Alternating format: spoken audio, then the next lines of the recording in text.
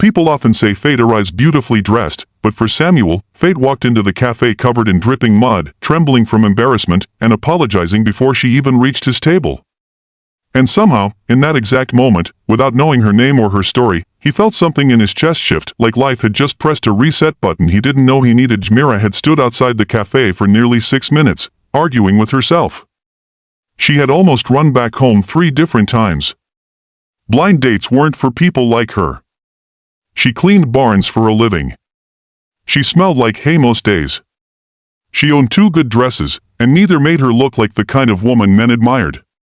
But it wasn't insecurity that shook her this time, it was the mud. A truck had splashed filthy brown water on her while she was walking to the cafe. She didn't have money for a taxi. She didn't have time to go back home. So she stood outside the cafe, soaked and humiliated, whispering, "Humiliation won't kill you. Just go in." So she pushed the door open. Samuel was sitting in the corner, one hand wrapped around a warm cup, the other fidgeting on the table.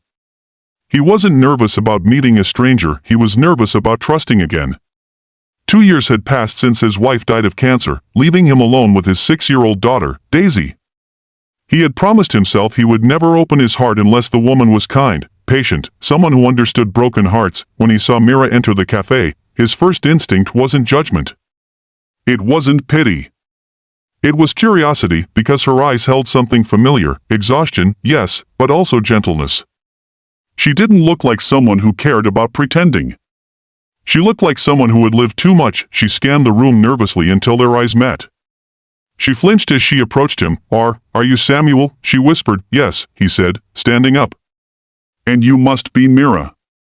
Her voice cracked. "I can leave if this is too much." "I know you look like someone who had a hard day," he said gently. "Sit, please." Those words alone almost made her cry. She sat carefully to avoid staining the seat, but Samuel didn't even glance at her clothes. Instead, he ordered her warm tea. For a while, she stared at the cup, as if no one had shown her small kindness in years. "Your job?" he asked softly. "I work at a countryside barn," she said. "Animals, hay, mud." Today was storm season, so everything was messy. "And then that truck," she forced a laugh. "I guess I should have canceled the date." "I'm glad you didn't," Samuel said, her chest tightened. Not because of romance, but because of acceptance. Something she rarely received. She told him about losing her parents young, about surviving on low wages, about how her life never seemed to move forward. He listened, not to respond, but to understand. She noticed that. She noticed how present he was, how attentive, how gentle. Then he shared his story, his wife's long battle with cancer, how Daisy had stopped smiling for a long time, how he had tried to be a mother and father at once. "I'm trying," he whispered. "Some days I'm good. Some days I'm not." "You're doing better than you think," Mira said softly. For the first time in months, Samuel believed it. 2 hours passed.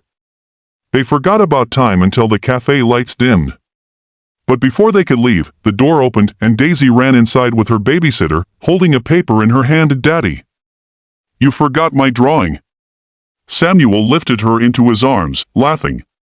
But Daisy soon turned to Mira, her little brows knitting together. "Why are you muddy?" she asked honestly. Mira opened her mouth, embarrassed, but Daisy continued, "Did you play in the rain?"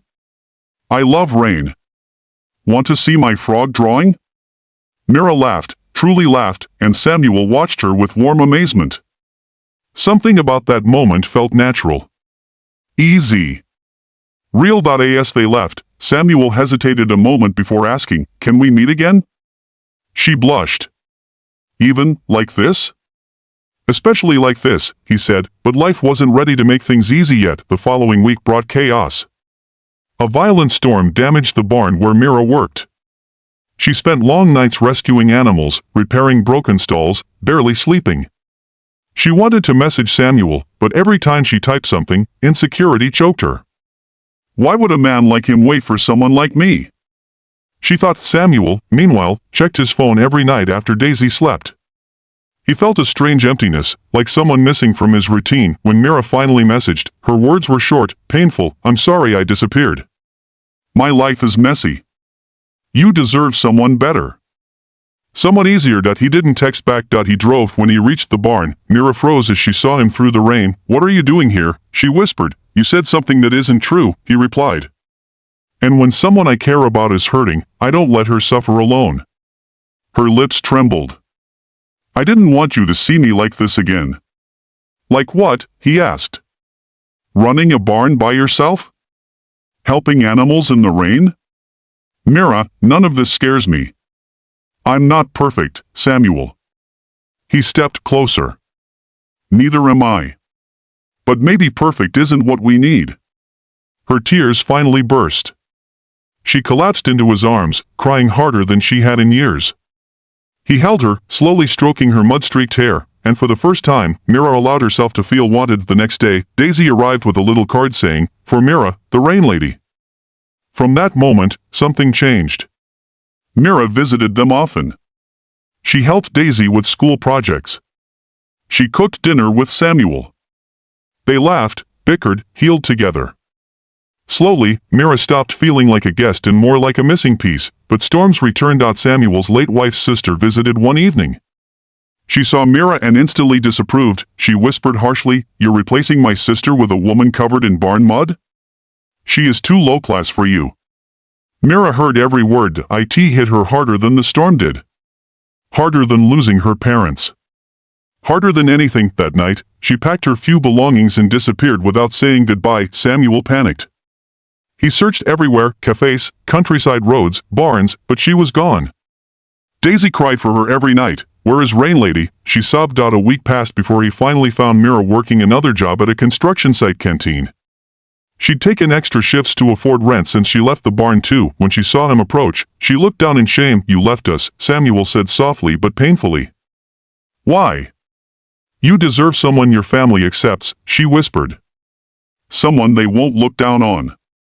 "Mira," he stepped closer, his voice cracking, "Daisy and I don't need someone the world approves of. We need someone who shows up, even covered in mud. We need someone who loves deeply. Someone brave." Her tears streamed silently. "You belong with us," he said. "If you still want us." Mira didn't speak.